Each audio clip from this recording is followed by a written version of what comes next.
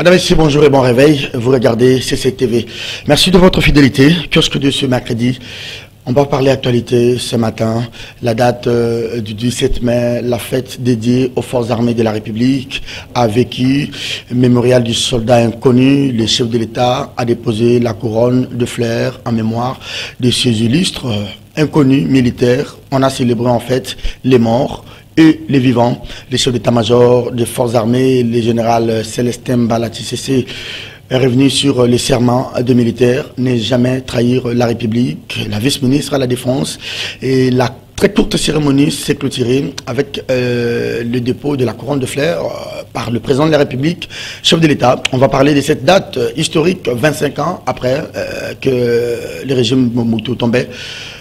Que restait-il de cette date hier célébrée comme date de la libération? Aujourd'hui, c'est une date anniversaire dédiée aux forces armées de la République démocratique du Congo. Il est grand temps de faire quand même le bilan 25 ans après de ce qu'a été la marche des ex-rebelles de Laurent Désiré Kabila sur Kinshasa. 25 ans après, l'heure du bilan a sonné. C'est de la foutaise, en tout cas, ce qui se passe au niveau du Katanga avec la réconciliation. La phrase, elle n'est pas mienne, elle est de l'ancien aide-de-camp du président, feu président M. Laurent Désiré Kabila. Edi Kapen, c'est ainsi qu'il a traité les assises sur la paix et la réconciliation entre Katangais. Il tenait une conférence de presse, Edi Kapen, qui lui aussi est natif du Katanga, n'est pas d'accord avec l'initiative de l'archevêque de Lubumbashi, Monseigneur Fulgence Mouteba. Ces assises ouvertes hier à Lubumbashi a tenu donc son pari avec la présence de toutes les grandes figures du Katanga. Moïse Katumbi, Janet Kabila, Mova Sakani Henri et plusieurs autres étaient autour de Monseigneur archevêque de Lubumbashi. Joseph Kabila annonçait pourtant à Lubumbashi, il serait du côté de l'Afrique du Sud pour un rendez-vous médical, mais il est aussi annoncé demain pour la clôture de ces travaux qui sont d'ailleurs passés au peigne fin ici à Kinshasa. Il a connu le lancement de ces travaux, a connu un petit problème hier avec le nom de Joseph Kabila ovationné. Moïse Katumbi ovationné, selon les reporters sur place. Quand il fallait citer le nom de Tshisekedi, en tout cas, la salle était départagée. Allez-y comprendre que nous allons voir ce que sera la suite de ces assises. Walter Koui, bonjour et bienvenue à vous. Merci beaucoup Serge Kabongo, bonjour. Un très bon menu. Hein? Très bon menu, on va l'enrichir, nous allons décortiquer avec le voisin qui est à mes côtés, vous allez le présenter. Très bien. Mike Gardidiana, bonjour.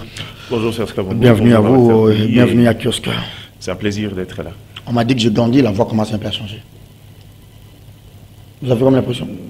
Non, moi je crois peut-être que c'est peut-être autre chose que grandir, le fait de grandir. C'est vrai qu'à l'adolescence, la voix atteint quand même une dimension grave, mais je crois que tu as dépassé l'adolescence il y a bien longtemps. Ça doit être autre chose. Je ne sais pas les macasses que tu prends ou quoi que ce soit. Merci beaucoup, Mike Gardi. Diana, je joue beaucoup au football, moi. Peut-être c'est ça. Allez, on va passer à l'actualité. Pas de busky à l'entame de l'émission. Si, moi j'ai un petit problème que j'ai rencontré cette semaine. En fait, pour moi, c'est un problème parce que je commence à ne pas comprendre le Congolais. Il y a un groupe des anciens IPP et Proven qui ont été remplacés, qui commencent à manipuler l'opinion, faisant croire qu'ils ont été chassés de l'EPST, ce qui est une fausseté. D'ailleurs, ils ont été remplacés, mais ils ont gardé leur salaire et ils continuent à percevoir leur argent. Ils restent agents de l'État. Ils restent agents de l'État. On les a mis à la disposition de leur inspection générale, qu'ils arrêtent d'instrumentaliser la population et particulièrement les enseignants. Ils n'ont pas été chassés. Quand ils sont arrivés, ils ont trouvé des gens à ces postes-là. Aujourd'hui, on a remplacé pour des raisons, des résultats et d'efficacité. Il ne faudra pas que les gens, pour de causes individuelles, finissent par embraser toute une maison. C'est pas logique. Et j'étire, en tout cas cette fois-ci, l'attention de syndicalistes, qu'ils prennent le devant sur ces genres de situations-là. C'est un ministère, ils sont agents de l'État, ils sont certains, comment dirais-je, le sont depuis des dizaines d'années. Il est temps, si on trouve que pour des raisons des résultats que vous n'accomplissez pas, qu'on vous remplace par quelqu'un qui semble être un peu plus jeune, plus frais, et qui peut apporter beaucoup plus que vous. C'est pas de l'acharnement. Je demande en tout cas certainement aux syndicalistes de pouvoir regarder de très près cette situation-là, et au ministre en tout cas, s'il faut prendre des mesures qui s'imposent, il faut le faire. On n'est pas IPP, on les devient. Ils ne sont pas des IPP, on le devient. Autant qu'on peut passer à autre chose. Très bien. Allez, on va aller à l'inspection générale des finances. Walter Couille, cette lettre, la énième des services de Jules Alingueté sur l'affaire Matata Pognon. Finalement, moi je pensais que les dossiers étaient déjà transmis à la justice et que d'office, l'inspection générale devrait se dessaisir de la question. Je commence d'abord par dire que l'IGF fait beaucoup d'efforts pour pousser les gens à avoir peur des deniers publics. Mais il en fait un peu trop avec le dossier Matata. Le dossier a déjà été transmis à la justice. Il avait dit à demi-mot qu'il s'était déjà dessaisi ou désengagé dès lors que le dossier était déjà pendant au niveau des instances, disons, à la Cour constitutionnelle à l'époque ou en son temps. Il ne pouvait plus faire un commentaire sur quoi que ce soit. Revenir tout le temps par ces communiqués qu'il ne cesse de pondre tous les jours, ça devient comme des communiqués à la limite politique. Nous avons le dossier Eteni Longondo. Pourquoi il n'en parle pas assez? Eteni est allé en prison. À quand le début du procès? Il est sorti, on nous a dit qu'il était malade, il devrait se faire soigner. Mais ceux qui le voient comme moi savent que Eteni est encore ici. Est-ce qu'il est au pays? Pourquoi l'IGF n'en parle pas? Voilà. On a le dossier détournement de l'argent, une partie d'argent donné pour la gratuité de l'éducation, mais aussi pour fonds Covid dans le cadre de l'assainissement des écoles. C'est pour ça que le ministre Bakonga avait été arrêté. Quand on arrête Bakonga, le premier motif est qu'il s'échappe, il voulait se soustraire de la justice. Il est allé à Brazzaville parce qu'il avait été convoqué. Oui. Mais en passant, on a découvert qu'il avait plus de 10 000 $ dans ses bagages. On l'a poursuivi et condamné pour blanchiment des capitaux. Mais ça, c'était un dossier subsidiaire. Mais le vrai dossier reste entier. Pourquoi Alingueté n'en parle pas? C'est pas pour dire que je soutiens Matata, non. Matata doit nous dire où sont allés les 287 millions de dollars investis ou décaissés pour que ce projet, ce vaste projet de Bukangalonzo ait des effets favorables ou positifs sur le quotidien du Congolais, parce qu'il devrait produire tout ce qu'il y a comme denrées alimentaires et aussi exporter. On devrait aussi dupliquer cet exemple ou ce modèle au cas où il réussissait. Mais c'est pour ça que nous voulons qu'on sache. J'ai dit à ceux qui disent que non, la Cour constitutionnelle ou aucune instance judiciaire ne peut juger Matata. J'ai dit non. Alors, si nous sommes dans un état de droit, personne ne peut dire ça. Le Zolobam l'a dit, hein, dans un état de droit, on ne peut pas dire que... C'est pour dire que chaque Congolais, quel que soit son rang, a une instance qui peut les juger. Si ce n'est pas au niveau inférieur, c'est jusqu'au niveau supérieur. On ne peut pas dire aujourd'hui qu'il y avait une loi pour protéger. Non, Matata doit être jugé. Ça, nous le savons tous. Mais il revient maintenant à la justice de se saisir de ce dossier. Il est déjà là, mais c'est question de nous dire quand est-ce que le procès sera ouvert. Comme la Cour constitutionnelle nous a dit que ce n'était pas à son niveau, je ne sais pas si ça sera au niveau de la cassation. Mais Matata doit être jugé. Nous sommes dans un état... Est-ce que quand Matata développe par exemple les discours du genre dossier politique, coup bas politique, il revient au gouvernement de réagir ou à l'inspection générale de réagir ou à la justice de réagir? L'IGF, je ne cesse de dire, doit se taire sur ce dossier Matata. Elle a fait son travail et c'est déjà terminé. Le gouvernement, je comprendrai. Mais Matata ne peut pas parler acharnement. Pourquoi? Parce que c'est lui-même qui avait sollicité qu'on vienne enquêter. Non, il ne peut qu'avoir cette posture-là. Oui, non, écoutez, qu'on ne puisse pas laisser Matata se lancer dans cette vaste campagne de com qu'il a organisée. Il est d'ailleurs très expérimenté, il a des meilleurs canaux pour faire ce travail-là depuis qu'il est premier. D'ailleurs, ministre de Finances, quand il était ministre de Finances, il avait tout fait pour salir Mouzito. Tout le monde disait que c'est Mouzito le grand voleur de la République. Mais quand vous regardez les chiffres et la stabilisation, ce n'était pas les efforts du seul ministre des Finances. C'était le Premier ministre. Chacun a ses cadavres dans les placards, mais quand Matata était ministre des Finances, il ne faisait que jeter de l'opprobre sur le travail du Premier ministre. Devenu Premier ministre, tout le monde sait. J'ai écouté l'IGF où plusieurs personnes disent qu'il a sémé les maïs à Bukangalonzo, mais on a récolté une belle université. D'ailleurs, je souhaite qu'elle soit pas nationalisée, mais qu'on puisse... Bon, on peut la nationaliser et donner à une confession religieuse, parce que Premier ministre qu'il était pendant 4 ans, ministre des Finances pendant autant d'années, je ne crois pas qu'il peut réunir autant d'argent pour construire cette université. Mais revenons à l'essentiel. Oui. Il ne revient pas à Matata de dire qu'il y a acharnement ou coup bas politique, non. Il avait demandé qu'on enquête, l'IGF a lancé les enquêtes, on a découvert ce qu'on a découvert, le dossier a été transmis à la justice, il revient maintenant à la justice de nous dire l'argent a été détourné ou pas, Matata est fautif ou pas. Il ne revient plus à l'IGF tous les jours de charger Matata. Ça, je trouve ça anormal. Je peux même parler d'un communiqué politique qui n'a pas son sens.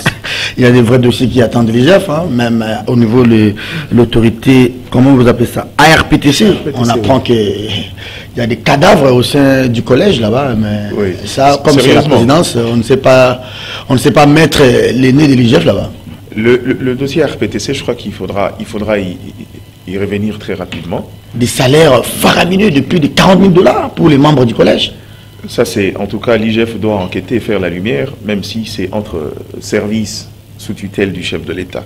Mais permets-moi de faire un retour sur les éléments qui rendent compliqué la compréhension dans l'affaire Matata. Oui.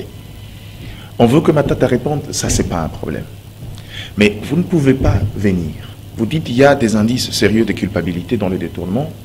Quand on vous pose la question, on dit combien il a détourné, on ne sait même pas déterminer. Pour un projet qui a tourné, qui a produit, on a consommé, vous ne pouvez pas nous dire qu'il a détourné 287 millions de dollars américains. C'est pas sérieux. Dans le langage, ça ne passera pas. Soyez en mesure de nous dire, écoutez, on a décaissé autant, après enquête, on s'est rendu compte qu'il y a eu surfacturation à tel niveau, donc l'argent qui a été détourné peut être à la hauteur de telle somme. C'est généralement quand vous prenez les choses dans le sens global que finalement ça donne l'impression que vous n'avez même pas enquêté. On a dit ça aussi des tenus moins bas. Exactement. Vous ne pouvez pas dire à quelqu'un qui a encaissé de l'argent, qui a engagé des dépenses, qui a tenu ce pourquoi l'argent a été décaissé. Vous venez vous dites il a détourné l'intégralité de la somme. Ça n'existe pas. Deuxièmement, on dit bon écoutez, Matata avait détourné l'argent des Bukangalonzo. Ok, il est parti. Après, il y a le monsieur de Mafricom qui est ici. Prenez quand même le soin d'entendre cette personne-là. Et le type n'est jamais passé, pourtant c'était lui l'exécutant du projet. C'est eux qui ont exécuté le projet. La firme sud-africaine. Oui. Et vous savez, pour ne pas couper mon ami Mike Gardi, son avocat c'est Maître Jacquemain Chabani. Ah oui. Son avocat c'est Jacquemain Chabani. Ouais. Maintenant, c'est question de le joindre et on l'a. Et encore, je reviens sur... Jacquemain Chabani de l'UDPS, hein? Si. Oui. Il est dans le président de la CEP. Exactement. Donc vous comprenez qu'à un certain moment, l'IGF rend mauvais service. C'est pourquoi je dis, dans le côté dissuasif, on se mettra d'accord que la présence de l'IGF aujourd'hui a fait que beaucoup de gens ont pris de recul quand il s'agit des deniers publics. Oui. Mais dans le fond, il faudra qu'il fasse un travail de fond. Il faudra qu'elle fasse un travail de fond. L'IGF n'a pas besoin de faire du folklore. En douce, en système qu'on appelait chez les musiques mystiques à fourmis, en fond, ils mènent des enquêtes. D'ailleurs, les enquêtes sont bien menées lorsque le dossier est en mode sous-marin. On mène des enquêtes dès qu'on a des éléments palpables, on va en saisir la justice. C'est-à-dire on facilite la tâche au ministère public. Il ne faudra pas faire beaucoup de bruit. On sort les éléments du dossier, ça permet à l'autre de préparer la défense. Exactement. Donc à ce stade ici, je crois que Matata commence à trouver des raisons pour expliquer que c'est un acharnement politique parce que dans le processus judiciaire, on commet beaucoup trop de fautes. Et aller dire que non, il faut saisir l'université, mais aller dans cette université-là, je ne peux peut-être pas soutenir Matata. Il y a des partenaires. Il y a des partenaires. Non. Allez-y. Vous ne pouvez pas aller saisir des biens d'autrui, des gens qui ont investi. Ici, moi, j'ai vu ça. Moi, j'ai vu, pour avoir été une fois à Kindu, à Lombolombo, j'ai vu la liste des partenaires qui ont... Allez-y, vous verrez qu'il y a des partenaires qui, jusqu'à aujourd'hui, siègent dans le conseil d'administration. Il y a un conseil d'administration là-bas. Merci beaucoup. Alors, les débats ne portaient pas sur la nationalisation de l'université Mapon, mais les débats portaient plutôt sur... Ça serait de la mauvaise France. J'ai communiqué un peu chaque après 48 heures de l'IGF sur l'unique affaire Matata, pendant que nous savons très bien ici que ce n'est pas l'unique dossier de l'inspection générale, il y en a plusieurs. Mais pourquoi cette focalisation, ce focus sur Matata. Allez, la journée nationale des forces armées de la République, Mike Gardidiana, finalement, la date du 17 mai a vécu, hein, c'était hier, grande cérémonie, petite cérémonie, mais le plus important, c'est qu'on sent vraiment un Félix trop de proximité avec les hommes acquis. Hein. Oui, merci. Ça, c'est lui-même en est le commandant suprême. Le commandant suprême, naturellement, oui. Mais je comprends tout ça. Moi, je lui dis bravo. Il était normal parce qu'il ne faudra pas oublier que n'eût été les efforts de ces vaillants soldats, qui Dieu seul sait où on serait encore aujourd'hui en tant qu'État. Et si vous voulez des exemples, le Congo-Brazzaville en est un exemple. Jusqu'à aujourd'hui, je ne vais pas faire trop de commentaires sur cet état-là, mais je crois que les gens qui souvent parlent de la République démocratique du Congo, le jour où vous mettez les pieds à Brazzaville, vous vous rendez compte que on a quand même pris quelques pas. On est quand même assez avancé sur certaines questions, notamment sur le plan démocratique. Mais seulement j'ai eu un sentiment qu'on est petit à petit en train d'oublier un acteur majeur. C'est qui? Nous allons Désiré Kabila. C'est-à-dire, je comprends pas. Regarde les événements. C'est-à-dire, on a focalisé la journée sur le militaire, ça c'est vrai. Les militaires qui ont d'ailleurs libéré le Congo n'étaient pas des militaires, c'est-à-dire, c'était pas une armée régulière, c'était une force que Mouzé Laurent Désiré Kabila a conduit pour finalement libérer la République démocratique du Congo du joug, qu'est-ce que je dis, de la dictature du maréchal Mobutu. Mais en fin de compte, c'est devenu purement une journée réservée aux honneurs aux militaires. On oublie petit à petit le commandant suprême. Mais ce sont ces militaires-là, entre guillemets, qui avaient libéré. Ce que je dis, j'ai un sentiment qu'on commence à oublier un acteur majeur. Je n'ai pas dit que c'est mauvais de le faire, mais on commence à oublier. Et pourquoi je le dis? Quand tu rentres sur les réseaux sociaux le 17 mai, on commence à faire un peu comme on faisait avec beaucoup d'acteurs avant. Tu vois, à un certain moment, on commençait Lumumba, non, d'ailleurs Lumumba a déclaré l'indépendance précipitamment. On commençait à remettre en question les dates historiques. Et c'est ce qu'on appelle détruire la mémoire collective. C'est l'autodestruction. On est en train de s'autodétruire. Cette histoire, elle a été écrite par nous-mêmes, sur notre plume d'or. Et aujourd'hui, il ne faudra pas éviter. Ce n'est pas parce qu'aujourd'hui Tshisekedi est au pouvoir qu'on va croire que tout ce qui est de nom de Kabila, tout ce qui est lié au Kabila, doit être jeté en pâture. Est-ce que ce n'est pas que Kabila aujourd'hui commence à payer ce qu'il a fait de Mobutu? Peut-être, mais je suis partisan de ceux qui estiment qu'on ne corrige pas les erreurs par des erreurs. Ce n'est pas parce qu'eux ont commis cette erreur-là que nous... C'est bien dommage, c'est bien dommage. C'est bien dommage. Et pourtant, ce sont des faits. Et aussi, à la différence près, c'est que Joseph Désiré Mobutu, au-delà de tout, moi j'ai dit, si on entre dans le valeur des gestions, il y a eu beaucoup de choses qu'il a fait de positifs qui jusqu'à aujourd'hui, les autres n'arrivent pas à faire. Mais dans la connotation politique, non seulement le Congolais, le monde l'avait déjà présenté mal. Il a quitté le pouvoir par la fenêtre. Ce qui est différent de Mouzé Laurent Désiré Kabila.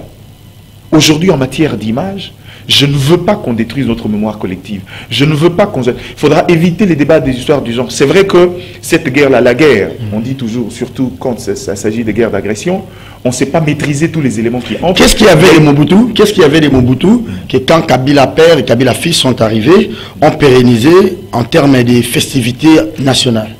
En termes de festivités nationales. D'ailleurs, de toutes les façons, la plupart de dates fériées qu'on a ici, c'est pas Mobutu, c'est pas Kabila, c'est pas Mobutu. Mais le problème, c'est que quand vous dites en termes de commémoration de qui et de quoi? On parle par exemple de la date 24 novembre 65, le 24 novembre. Prise de pouvoir du maréchal. On ne célèbre pas ça, mais si on veut comparer la date à la date... Comment tu veux qu'on célèbre le pouvoir de quelqu'un qui, de manière anarchique, est venu, a pris le pouvoir et a fait tuer un premier ministre? Mais c'est comme par exemple, il y a des gens qui estiment que Mouzé a fait la rébellion, il a amené des Rwandais ici dans ces pays. C'est là où on a vu un chef d'état-major rwandais à la tête de ces pays. Et comment voulez-vous que nous puissions célébrer le 17 mai? Non, le problème est ici. Voilà. Écoutez, le problème est simple. Serge Kabongo. Il y a des dégâts collatéraux, généralement dans ce genre d'initiatives, surtout dans les guerres d'agression. Ah non, vous justifiez pour Mouzé? Non, je ne justifie pas. Doucement. Allons-y doucement, je ne justifie pas. Ce que je suis en train de dire, c'est qu'il y a eu une grossière erreur commise dans l'idée de pouvoir faire croire. Mais le bonheur avec lui, c'est qu'avant qu'il ne soit décédé, il s'était rendu compte de son erreur et tenté de le corriger avant qu'il ne soit éliminé. Mouzé, moi, parce qu'il s'était rendu compte, les déclarations existent ici. Quand je dis les Rwandais doivent partir, je vois les autres, les Tambwe Mwamba et les autres me dire non, on est en danger. Je dis non, mais dans ce cas, ils étaient des Rwandais alors. Ne jamais trahir le Congo. Donc en quelque sorte, je dis, il y a eu des erreurs dans l'histoire, oui. Il ne faudra pas que nous détruisons la mémoire collective. Il ne faudra pas qu'on jette en pâture certaines dates qui sont importantes. Et comme je parle de Mobutu aujourd'hui, Mobutu mérite aujourd'hui qu'on essaye de redorer un peu cette image-là, parce que au-delà de ce que l'Occident a présenté de lui, au-delà de ses méfaits politiques, cet homme-là aujourd'hui, si le Congo, je dis bien souvent, si le Congo résiste encore au choc, balkanisation, inféodation, infiltration, les replis identitaires, c'est parce qu'il y a eu quelqu'un qui avait compris que ce pays à la dimension continentale méritait d'avoir des gens qui réfléchissaient république. Merci. On doit à Mobutu l'unité nationale. Et rien que pour ça, on peut trouver un moyen de comment célébrer ça, à défaut de pouvoir revenir sur ses fautes et ses faiblesses. Même une avenue qui était baptisée avenue du 24 novembre, date commémorative de la prise de voix de Mobutu. Vous venez, vous changez, vous dites avenue de la Libération. C'est comme si on avait interdit au Kabila de tracer de nouvelles routes dans cette ville pour les baptiser. C'est comme si on avait interdit au Kabila de construire des camps militaires pour le baptiser au nom de Kabila Père, Kabila Fils, Kabila Saint-Esprit. Seulement, il ne faut pas corriger les erreurs par des erreurs. Walter, oui, malheureusement, mais ça nous rattrape toujours. La date du 7 mai, Walter, 25 ans, il est quand même grand temps de passer au bilan. On a avancé, on a reculé, mais sinon, il faut dire qu'on a connu quand même les 3 cycles électoraux sous les règnes de Kabila, de Kabila Père à Kabila Fils. On a connu les 3 cycles électoraux, mais pour quel résultat, pour quelle finalité? Vous voyez, c'est pourquoi certains, notamment Steve Mbika, je l'ai suivi dire que à quoi servent les élections si elles n'apportent pas ce que attendent les populations. C'est ça la grande question. On était sous la dictature autant d'années. Comme vous parlez du 17 mai, date des forces armées et services de sécurité, est-ce qu'on a réellement une armée? Moi, je me rappelle, depuis 1960, nous sommes l'une des rares armées de la sous-région qui n'a jamais battu seul les ennemis, rebelles ou autres. Non. Eduardo Sané finit avec l'unité en Angola, seul, sans appeler Ougandais, Rwandais et reste. Sassou, ici avec les ninjas, a fini seul. Kagame a battu Abiyarimana et l'ancienne armée rwandaise. C'est le cas de paix à son âme, Nkurunziza, qui a renversé la dictature qu'il y avait et il a installé une armée qui aujourd'hui est en train de battre les rebelles et FNL qui viennent chez nous au Sud Kivu. Mais nous sommes la seule armée au Congo. À chaque fois, Mobutu recourait aux Marocains, aux Serbes, aux Belges, aux Français. Jusqu'à quand? Tout ça parce qu'en son temps, il voulait protéger son pouvoir. Il ne voulait pas qu'il y ait vraiment une armée assise avec des généraux comme Maélé. Non, ça, il n'en voulait pas.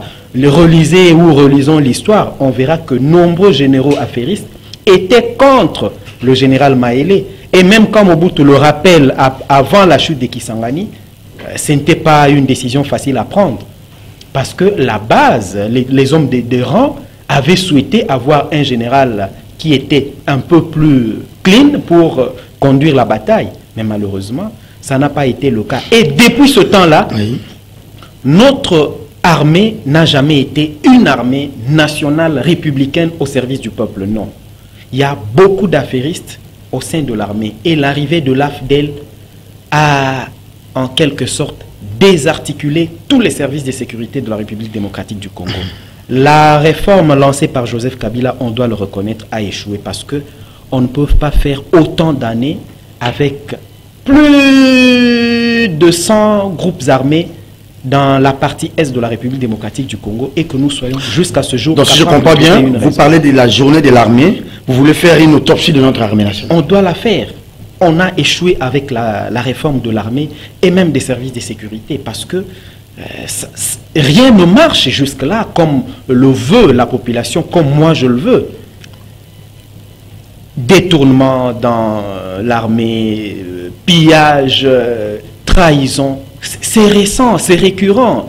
Mais jusqu'où on a atteint l'incurie? Il faut vraiment une cure véritable pour assainir nos services de sécurité et de défense afin de venir à bout de tous ces malfrats qui écument la partie est de la République démocratique. Très bien, on va se limiter là. Alors je vais poser autrement la question. Comment vous avez vécu cette date-là? En fait, la veille, c'était la mort du général Maélé. Hein? Je crois, oui. Maélé est mort au niveau du Kantiach. Okay. Le 16, Maélé est mort le 16. Et c'était à Débanante dans la ville de Kinshasa. Oui. Après la bataille de Kenge. Mobutu s'est envolé pour nous rejoindre à Badulité. À l'époque, j'étais encore au collège. Okay. Élève. Il nous a rejoints. Nous, on pensait que Mobutu allait rester. Et finalement, Kinke est venu le soir même pour faire la conférence de presse. Kinke lui-même, ministre porte-parole, mais ne savait pas que Mobutu avait fui. Qui est resté au palais vers la primature pour dire que le chef a fait les déplacements de Guadeloupe et qui n'attend même pas céder le pouvoir pendant que les rebelles étaient quelque part. Nous, on pensait à une bataille ultime pour la ville de Kinshasa, mais finalement, Dieu avait sauvé la ville. Il ne pouvait plus y avoir de bataille ultime parce que c'est comme je vous l'ai dit, c'est-à-dire il y a eu une situation de pourrissement. Depuis un certain moment, c'est exactement un peu comme ce que disait Walter, parce que même au sein de l'armée, il y avait déjà des dissensions. Oui. Et il y avait déjà un sentiment de ras-le-bol, ce qui fait que beaucoup n'ont même pas combattu, calmement déposé les armes et ont accueilli justement les rebelles qui sont... Quelqu'un m'a dit, oui. Je ne sais pas si c'est vrai, si on vous a aussi dit ça, que Maélé avait un plan contre Mouzé, il attendait que Mouzé entre, pour les renverser à Kinshasa. Je ne sais pas si vous avez aussi...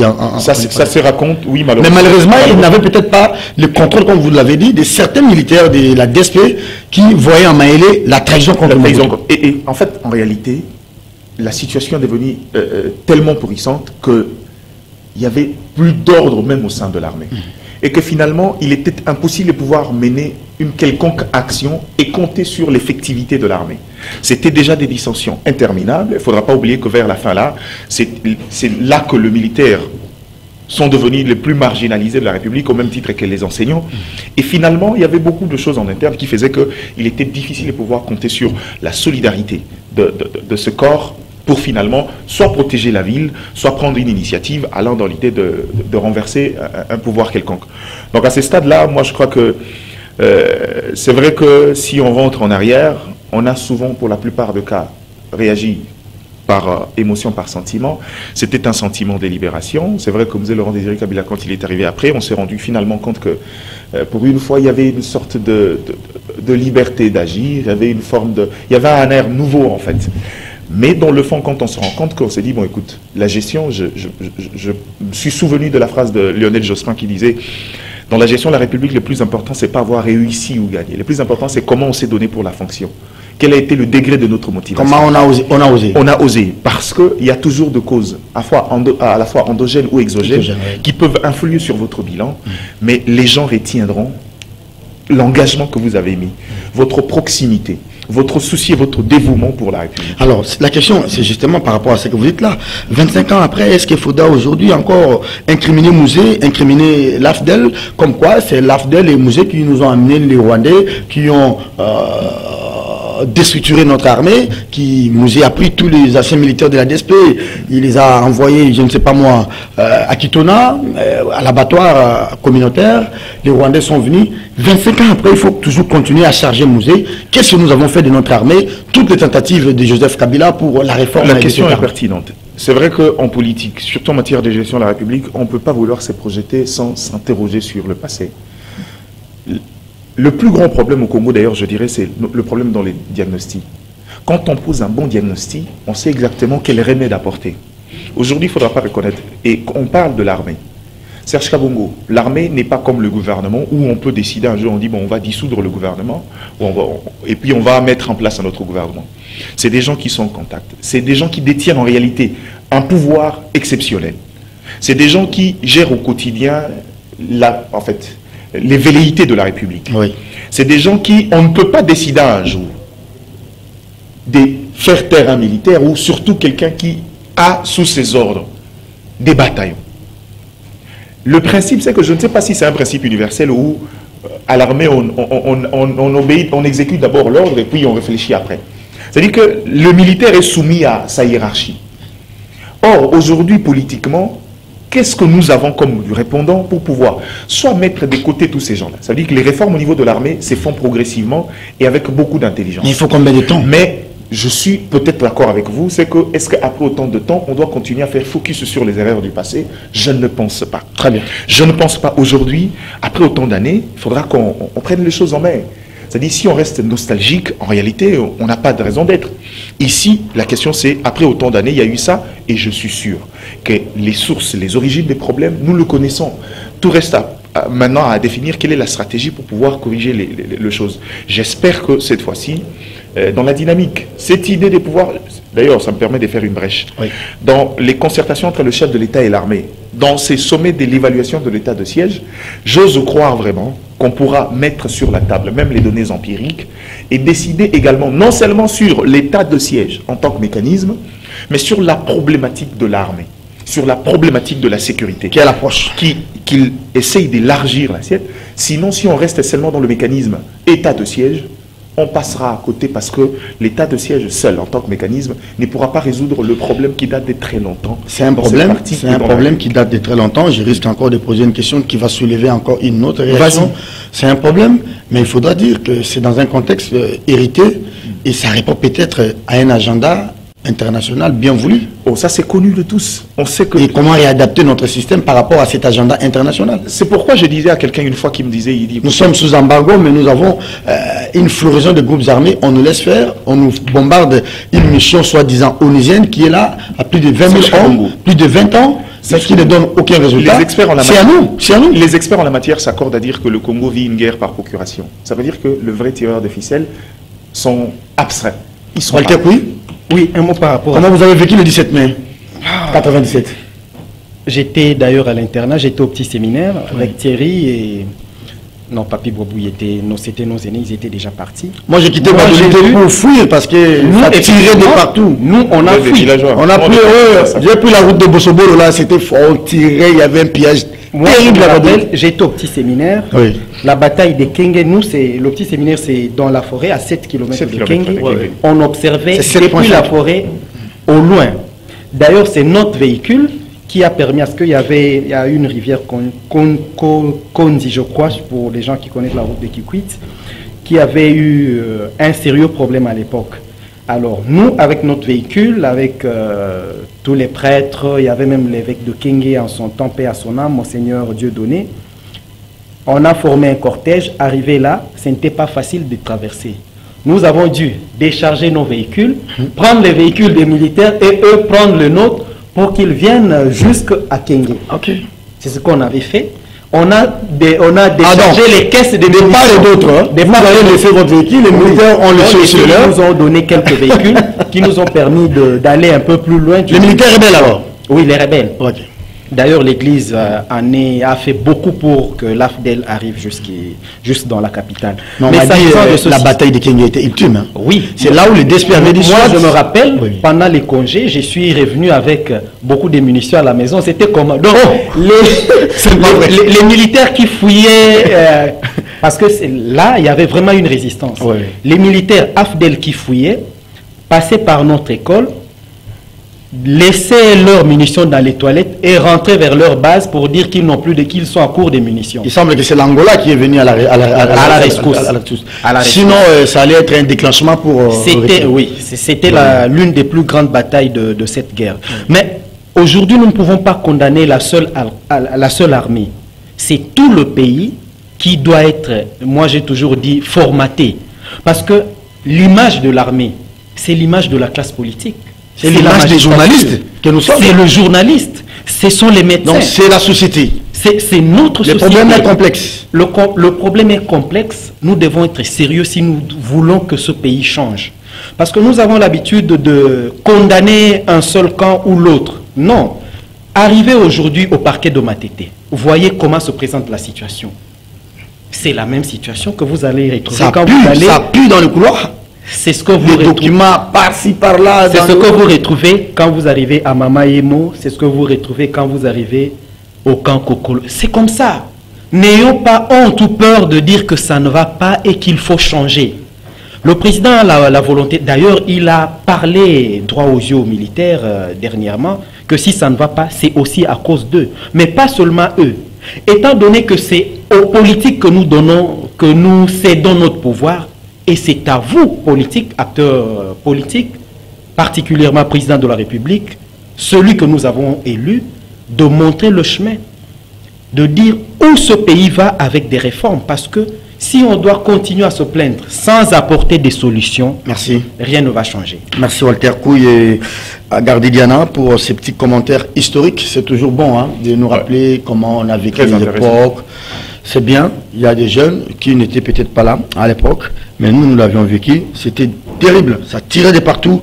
Mobutu a pris son avion à Gbadolite avec son aide-camp garde du corps Motoko, qui venait d'ailleurs de mourir. Oui. Ces jeunes hommes de Kisangani, je crois.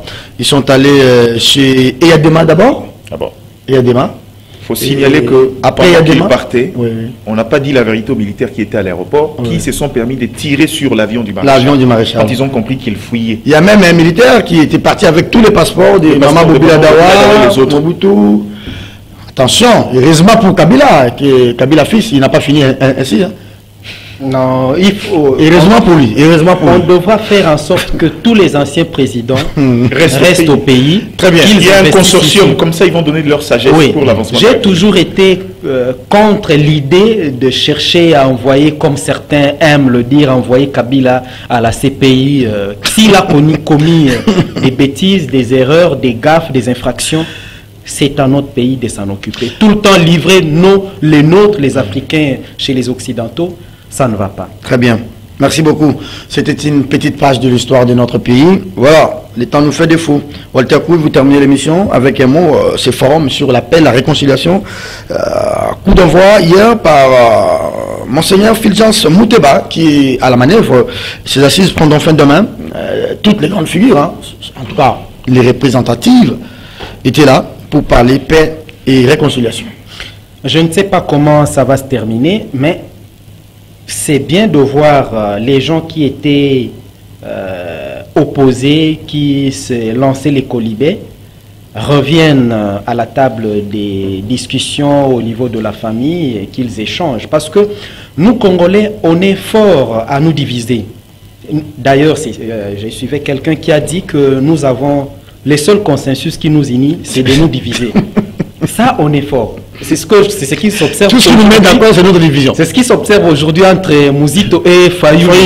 Ils sont divisés, mais ils font semblant. Oui, on est fort pour être divisés, mais c'est une bonne chose. Ce que je crains par ailleurs, c'est la récupération politicienne. Si c'est fait pour des raisons politiques, là, c'est totalement à côté. Parce que je suivais un acteur politique originaire de la province du Chaba, au Katanga, dire que nous avons perdu le pouvoir, on fera tout, nous devons nous unir pour reconquérir le pouvoir. Je lui ai dit, vous avez perdu quel pouvoir? Le pouvoir pour vous, c'est avoir votre frère à la tête du pays? Non. Il y a un premier ministre qui est originaire du Katanga, le directeur de cabinet du président de la République est katangais. Le ministre Kibassa et plusieurs autres sont de votre province. Vous ne pouvez pas penser aujourd'hui Christian Mwando, Adel Kaïnda, que non, il faut qu'il y ait coûte que coûte un ressortissant de votre province à la tête de ce pays. Non. Non, même si vous dites que la plus grande richesse vient du Katanga, non. On va vous laisser ça. Vous allez vous émietter parce que je sais même entre vous, ressortissants du Katanga, si on vous laisse cette province-là, ça ne va pas marcher. Ceux de Kolwezi diront que non, ils ont la plus grande partie des richesses, qu'ils aient leur pays. Ils ont le gros jugement. Oui, ceux du Tanganyika diront les lithium aujourd'hui c'est nous, le monde vient chez nous, ayons notre pays. Non, je crois que nous devons avoir, là où Kabila a échoué, j'ai toujours dit, il faut que le président de la République, Félix Tshisekedi, arrive à réussir. C'est changer l'homme congolais. Quand certains parlent de l'esprit katangais, je ne sais pas à quoi ils pensent. On dit l'âme katangaise doit demeurer au-delà du découpage. Les gens les condamnent. Mais j'avais suivi dans un passé récent aussi, les gens parlaient de l'âme Mukongo. L'âme Mukongo, c'est quoi? Nous sommes des peuples en République démocratique. Denis Kambaye a réuni ses frères au Campisky ici. Oui, les Kassaï. Mais pourquoi quand c'est les Katanga, ça fait pose mal? problème? Non, ça ne doit pas faire mal. Ça ne devrait pas faire mal. Je souhaite que nous soyons tous unis. Dans la diversité. S'il y avait un problème entre Kabila et Katumbi. Katumbi et qu'ils veulent se réconcilier, il ne faut pas les déranger. Il ne faut pas en faire un problème, en discuter. Non, moi je crois que ça vaut la peine que ces gens se réunissent, surtout qu'ils étaient, on sait comment ça s'est terminé pour l'un comme pour l'autre. Kabila finit son mandat, Katumbi était en exil. Maintenant qu'ils se réconcilient, moi je leur dis bon vent. Mais si c'est pour des calculs ou intérêts politiques, ça risque d'être éphémère. Mais l'idéal est que tous Congolais ayons un ennemi commun. Oui. Notre ennemi doit être celui qui dérange notre pays. Et notre intérêt, ça doit être l'unité nationale, le progrès et le bien-être pour tous les Congolais. J'aimerais lire ce passage du discours de l'archevêque de Lubumbashi, Fulgence Mouteba, qui disait lors de l'ouverture des assises, les aléas et les tempêtes de l'histoire, croyons-nous, ne peuvent aucunement faire voler en éclats notre patrimoine identitaire au risque de nous perdre nous-mêmes et de sacrifier les générations à venir. Aussi, quoi que nous ayons les querelles par moment, ce qui est humain. Le Katangais un peu, parce qu'il faut reconnaître que c'est une province, c'est une communauté qui a le goût du pouvoir depuis un certain moment. Après, ils se sont mis d'accord, bah, écoutez, voilà le contexte actuel, voilà ceci. Moi, j'aurais aimé une table ronde quand c'était un conflit avec le frère Kassaïen. J'aurais aimé cette sorte de table ronde aussi, mais malheureusement, je me suis dit, bon, écoutez... C'est quand même une communauté qui a dirigé ces pays pendant près de 25 ans. Hein. Ils ont occupé des postes très stratégiques. Il faut reconnaître que les Shabbat... C'est pas comme le Congo central où on peut compter, à part Kassavo, on peut compter quelques dignitaires qui ont pris part à la gestion. Qui en sortira gagnant? C'est le peuple katangais ou bien c'est Katumbi, c'est Kabila Donc, je crois que le peuple katangais en premier. Pourquoi? Parce que c'est comme je viens de le dire ici. Si vous allez au Katanga, on vous disait que les politiques, par leur dissension, ont fini par entretenir des petits groupes et ont créé de l'insécurité à la province. C'était chaud hier à l'ouverture. Moi, j'ai des amis qui étaient dans la salle. C'est les Katangais qui vont gagner. D'abord, s'ils peuvent vivre cette fois en paix, et par la suite, je crois que chaque politique tirera le drap de son côté pour voir... Apparemment, dans la salle, c'est qu'on a vu comme photo, c'était des pro-Kabila et des pro-Katumbi. Forcément, il n'y avait pas trop de Katangais tshisekidistes parce que même dans la salle, quand on citait le nom de Kabila, les gens ont applaudi. On a cité le nom de Katumbi, les gens ont applaudi. Mais quand on a cité les gens de Tshisekedi, les gens ont murmuré et ça a failli capoter même la séance d'ouverture. Non, on est en public. Et le problème, c'est que c'est là où je vous ai dit que il ne faudra pas ignorer la donne politique dans cette réunion. Donc, il y a une forme politique dedans. C'est vrai qu'ils veulent résoudre le problème d'abord interne de la province, mais en réalité, les politiques qui sont sur place vont chercher à tirer les ficelles. Et c'est là où ils vont encore se diviser. Très bien. Donc, Kinshasa a intérêt à bien lorgner ce qui se passe au Katanga. Bon, sur le plan politique, c'est tout à fait normal, comme Mike Gardi l'a dit. Il y a des gens qui voudront tirer profit de ce qui s'est passé, mais si on revient, le conflit c'était entre Kabila et Moïse Katumbi. Ce n'était pas entre Tshisekedi et Kabila ou Tshisekedi et Katumbi, parce que dans un passé récent, Tshisekedi était en association avec Joseph Kabila dans le cadre des FCC et le Cash, et puis il est actuellement avec Moïse Katumbi.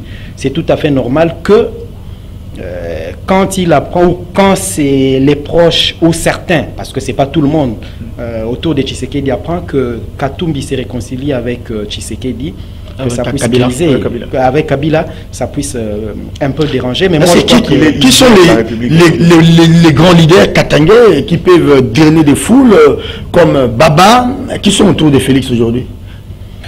Autour de Félix aujourd'hui, je ne sais pas, Christian Mwando, s'il est avec Katumbi ou bon, ils sont dans l'union sacrée. Mais quand vous voyez les directeurs des cabinets, par exemple, Guilain Nyembo, non, c'est quelqu'un de... Il n'a pas d'ancrage, même le Premier ministre lui-même non plus. Il n'a pas d'ancrage. Même Dani Banza non plus. N'a pas l'ancrage qu'avait le feu Banza Bukala, et ça on doit le reconnaître. Tshisekedi peut faire en sorte de propulser ces jeunes. C'est Fifi Masuka qu'on voit. Je crois que non, il faut pas citer les noms de certaines personnes qui méritent d'être gardées dans le secret. Donc moi je crois que Tshisekedi peut aussi tirer le profit de ce qui se passe actuellement au Katanga parce que ça se passe alors qu'il est au sommet ou président de la République. Ça vaut la peine que les Congolais se réconcilient alors que le président de la République est président. Parce que on ne peut pas saluer d'une part que les Wenge se réunissent et d'autre part ne pas vouloir que les Moïse Katumbi parce que non, qu'on le veuille ou pas, c'est pas les Katangais, c'est Katumbi et Kabila. Merci. On attend vivement ce concert de Wenge. Est-ce que c'est confirmé? Il semble que c'est annulé de Doumontier. C'est confirmé, hein? Ah oui, c'est confirmé. Ah oui, moi-même j'ai la confirmation que c'est confirmé. Il n'y aura pas de la bagarre là. Allez, merci à Gardi, merci à Wali. Merci à toute l'équipe technique qui nous a tenu compagnie. Prenez rendez-vous avec Kiosque demain. Israël Moutala, Faustin Koudiassela. Bonne évasion sur les antennes de Canal.